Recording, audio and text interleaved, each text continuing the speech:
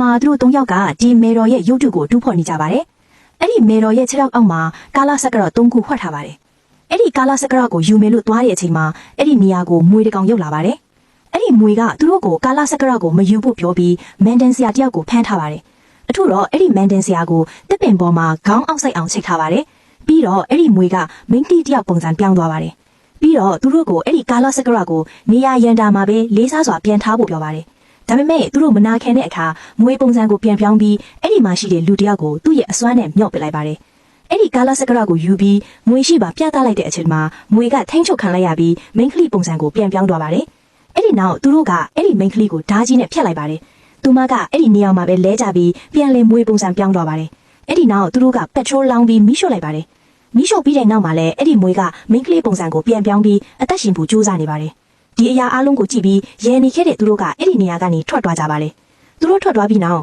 အဲ့ဒီအရာတွေကိုကြည့်နေခဲ့တဲ့မွေတကောင်ကအဲ့ဒီမိန်းကလေးစီကိုလာပါတယ်။